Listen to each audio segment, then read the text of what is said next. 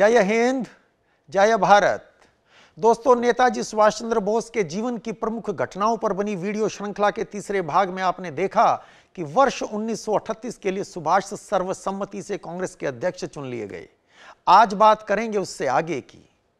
अध्यक्ष चुने जाने के बाद फरवरी 1938 में गुजरात के हरिपुरा में कांग्रेस का अधिवेशन होता है। अहिंसा के देवता के गृह प्रदेश में क्रांतिकारी सुभाष का कांग्रेस के अध्यक्ष के रूप में शानदार स्वागत होता है। 51 सफेद बैल उनके रथ को खींचकर अधिवेशन स्थल तक ले जाते हैं, जिसे विट्ठल नगर का नाम दिया गया था। 2 मील का रास्ता तय करने में 2 घंटे लग जाते हैं, क्योंकि उनके स्वागत के लिए पूरे रास्ते में दोनों ओर भारी संख्या में लोग जमा थे।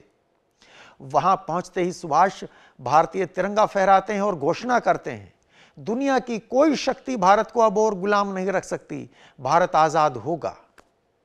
हरिपुरा में सुभाष अपनी नीतियां, अपनी योजना देश के सामने रखते हैं। वे भारत के सामाजिक व आर्थिक पुनर्निर्माण की बात करते हैं।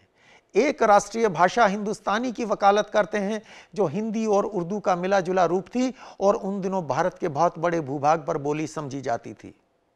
वे जनसंख्या नियंत्रण की बात करते हैं। वे गरीबी उन्मूलन, जमींदारी उन्मूलन और ग्रामीण लोगों के लिए कम ब्याज पर ऋण की वकालत करते हैं। वे बड़े उद्योगों की भी सिफारिश करते हैं। हालांकि सुभाष कुटीर उद्योग को भी प्रोत्साहन पर जोर देते हैं, लेकिन बड़े उद्योगों का पक्ष लेना उन्हें गांधी जी की नीतियों से दूर ले जाता है। वे प्लानिंग कमीशन के गठन का सुझाव देते हैं। वे गांधी जी के इस सुझाव से भी सहमत नहीं हैं कि देश आजाद होने पर कांग्रेस को भंग कर दिया जाए। उनका मानना है कि स्वतंत्र भारत में कांग्रेस को बड़ी भूमिका निभानी होगी। वे पार्टी में आंतरिक लोकतंत्र की बात करते हैं और कहते हैं कि नेता ऊपर से नहीं थोपे जाने चाहिए, बल्कि नीचे से चुनकर ऊपर आने चाहिए। कुल मिलाकर सुभाष का हरिपुरा का भाषण उनका विजन डॉक्यूमेंट था। अगला 1 साल बहुत भागदौड़ वाला होने वाला था। सुभाष पूरे भारत में घूम रहे थे। वे नेशनल प्लानिंग कमेटी का गठन करते हैं और जवाहरलाल नेहरू को इसका अध्यक्ष नियुक्त करते हैं। सुभाष सिर्फ अंग्रेजों से आजादी के बारे में ही नहीं सोच रहे थे, बल्कि आजाद भारत को कैसे विकसित करना है, इस पर भी बड़ी गंभीरता से कार्य कर रहे थे। वे हिंदू मुस्लिम एकता के लिए जिन्ना से भी बड़ी गंभीरता से संवाद करते हैं, पर यहां उन्हें अपेक्षित सफलता नहीं मिलती। अंग्रेजों द्वारा गवर्नमेंट ऑफ इंडिया एक्ट में दी गई फेडरल स्कीम का जमकर विरोध करते हैं। वे अंग्रेजों के साथ पूर्ण आजादी से कम किसी भी समझौते से इनकार करते हैं। उन्हें शीघ्र ही द्वितीय विश्व युद्ध के प्रारंभ होने की आहट सुनाई देने लगती है। वे इसमें भारत के लिए स्वर्णिम अवसर देखते हैं। वे अंग्रेजों को अल्टीमेटम और राष्ट्रव्यापी आंदोलन शुरू करने की बात करते हैं। राष्ट्रीय और अंतर्राष्ट्रीय परिस्थिति को देखते हुए सुभाष को लगता है कि पॉलिसी और प्रोग्राम्स की कंटिन्यूटी के लिए अगले 1 साल के लिए उन्हें कांग्रेस का अध्यक्ष बनना चाहिए। वे चुनाव में खड़े होने का ऐलान कर देते हैं, लेकिन गांधी जी इसके लिए तैयार नहीं थे। वर्ष 1938 खत्म होते होते दोनों के बीच मतभेद गहरे हो चुके थे। जहां गवर्नमेंट ऑफ इंडिया एक्ट 1935 की फेडरल स्कीम मतभेद का एक कारण था, वहीं बंगाल में सरकार के गठन को लेकर भी सुभाष और गांधी में गहरे मतभेद थे। खैर, जनवरी 1939 में बारदौली में गांधी जी और कांग्रेस कार्य समिति के प्रमुख सदस्य सरदार पटेल, जवाहरलाल नेहरू, राजेंद्र प्रसाद, आचार्य कृपलानी और भूलाभाई देसाई मौलाना आजाद को अध्यक्ष का चुनाव लड़ने के लिए मनाते हैं, पर मौलाना तैयार नहीं होते हैं। तब डॉक्टर पट्टाभी सीतारमैया को उम्मीदवार बनाया जाता है। 24 जनवरी को सरदार पटेल, राजेंद्र प्रसाद, जेबी कृपलानी सहित कार्य समिति के 8 सदस्य एक वक्तव्य जारी करके कांग्रेस प्रतिनिधियों से पट्टाभी सीतारमैया के पक्ष में मत देने का आह्वान करते हैं। कार्य समिति के कुछ सदस्यों द्वारा इस तरह खुलेआम दो प्रत्याशियों में से एक का पक्ष लेना सुभाष को चुभता है। वे कहते हैं, कार्यकारिणी के दो सदस्यों के बीच चुनावी मुकाबले में अन्य सदस्यों द्वारा संगठित तरीके से एक का पक्ष लेने की उम्मीद नहीं की जाती, क्योंकि यह उचित नहीं है। यदि कांग्रेस का निर्वाचन प्रतिनिधियों द्वारा होना है, कार्य समिति के प्रभावशाली सदस्यों द्वारा उसे मनोनीत नहीं होना है, तो क्या सरदार पटेल तथा अन्य नेता अपना व्हिप वापस ले लेंगे और मतदान का मामला प्रतिनिधियों की मर्जी पर छोड़ देंगे? दोस्तों, जवाहरलाल नेहरू भी 26 जनवरी को अलग से बयान जारी करके सुभाष के चुनाव लड़ने का विरोध करते हैं। इस तरह कांग्रेस के लगभग सभी बड़े नेता सुभाष के चुनाव का विरोध करते हैं। लेकिन 29 जनवरी को हुए मतदान में सुभाष कांग्रेस के अध्यक्ष का चुनाव जीत जाते हैं। 31 जनवरी को गांधी जी बयान देते हैं। वे कहते हैं, मैं निर्णयात्मक रूप से सुभाष के फिर से चुने जाने के खिलाफ था। डॉक्टर पट्टाभी की हार मेरी हार है। मेरे लिए इसका सीधा साफ अर्थ यही है कि कांग्रेस प्रतिनिधि उन सिद्धांतों व नीतियों को मंजूर नहीं करते जिन पर मैं खड़ा हूं।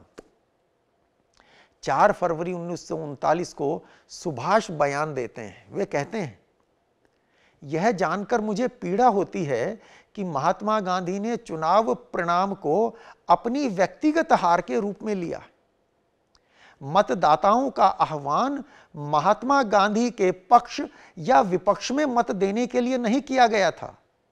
मैं नहीं मानता कि मेरे बारे में महात्मा गांधी किस तरह की राय रखते हैं। उनका विश्वास पाने की कोशिश करना और उसे जीतना मेरा हमेशा ही मकसद होगा। मेरे लिए यह दुखद होगा कि मैं अन्य तमाम लोगों का विश्वास अर्जित करने में तो सफल हो जाऊं, किंतु भारत के महानतम व्यक्ति का विश्वास जीतने में ही नाकाम हो जाऊं। 15 फरवरी को सेवाग्राम जाकर वे गांधी जी से मिलते हैं, पर बात बेनतीजा खत्म होती है। वहां से कलकत्ता वापस लौटते समय वे सख्त बीमार हो जाते हैं। 22 फरवरी से वर्धा में कांग्रेस कार्यकारिणी की बैठक होनी थी।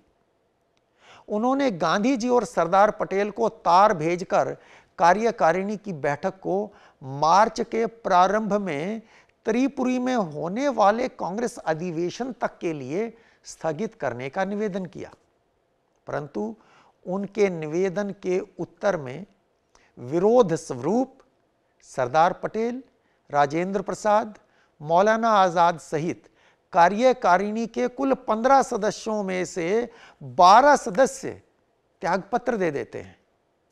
13वें सदस्य थे जवाहरलाल नेहरू, जो त्यागपत्र तो नहीं देते पर एक बयान जारी करते हैं जो किसी भी तरह त्यागपत्र से कम नहीं था। अब 2 सदस्य बचे थे। ये कौन थे? एक स्वयं सुभाष और दूसरे उन्हीं के बड़े भाई शरत चंद्र बोस। यानी सारी कार्यकारिणी ने सुभाष के विरोध में या तो त्यागपत्र दे दिए थे या त्यागपत्र नहीं दिया जैसा जवाहरलाल ने, लेकिन विरोध में खड़े थे। मार्च में त्रिपुरी में कांग्रेस का अधिवेशन हुआ। सुभाष बीमार थे, उन्हें एम्बुलेंस से अधिवेशन शिविर तक लाया गया। त्रिपुरी अधिवेशन के दौरान गोविंद वल्लभ पंत एक प्रस्ताव लाते हैं कि कांग्रेस अध्यक्ष नई कार्यकारिणी के गठन को गांधी जी की सहमति से ही कर सकते हैं। यह प्रस्ताव पास हो जाता है, यानी अब कांग्रेस के चुने हुए अध्यक्ष अपनी मर्जी से कार्यकारिणी गठन नहीं कर सकते थे। सुभाष नई कार्यकारिणी के गठन के लिए गांधी जी से संपर्क करते हैं। दोनों के बीच खूब पत्र व्यवहार होता है। 25 मार्च 1939 को लिखे पत्र में सुभाष सुझाव देते हैं कि 7 नाम मैं दे देता हूं, 7 नाम सरदार पटेल दे दें। वे यहां तक लिखते हैं कि आप भी नहीं चाहेंगे कि मैं कठपुतली अध्यक्ष बनकर रह जाऊं। सुभाष 29 मार्च 1939 को फिर लिखते हैं।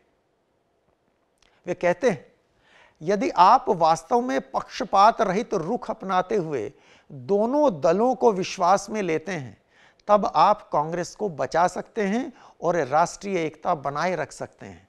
यानी कांग्रेस में टूटने के आसार बन रहे थे।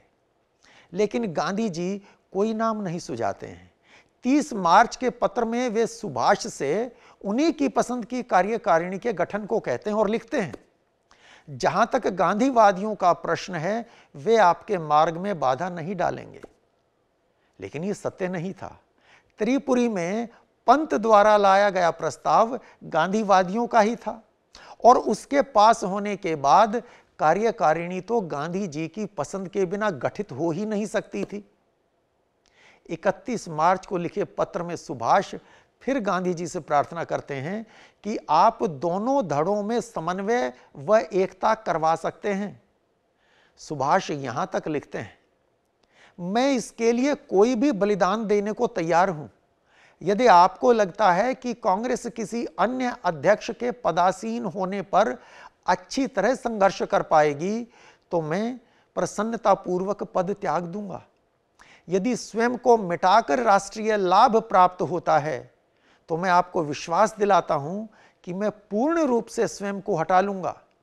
मैं मातृभूमि से इतना प्यार तो करता हूं कि उसके लिए यह सब कर सकूं। सुभाष इस दौरान जवाहरलाल से भी पत्र व्यवहार करते हैं।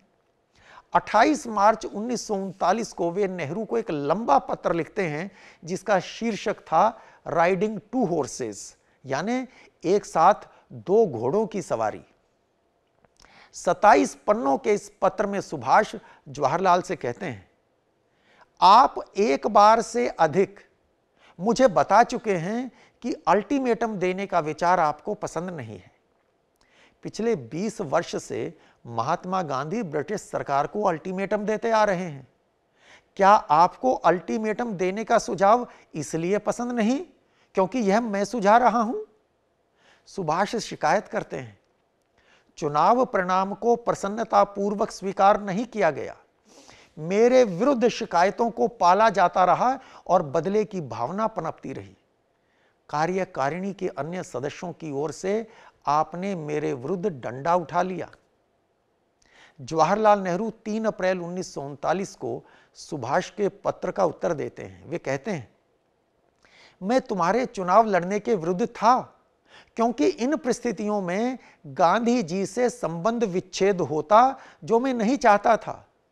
मुझे आशा थी कि डॉक्टर पट्टाभी की तुलना में तुम चुनाव जीत जाओगे, किंतु यह आशंका थी कि क्या एक गांधीवादी के साथ इस सीधे मुकाबले में कांग्रेस को अपने साथ रख पाओगे। गांधी जी के बिना देश का पूर्ण समर्थन तुम्हें प्राप्त नहीं हो पाएगा। जवाहरलाल नेहरू के पत्र से इस बात की पुष्टि होती है कि गांधी जी की मर्जी के विरुद्ध अध्यक्ष बनने के बाद सुभाष को गांधी जी का सहयोग मिलने वाला नहीं था। दोनों के बीच विश्वास की कमी आ गई थी।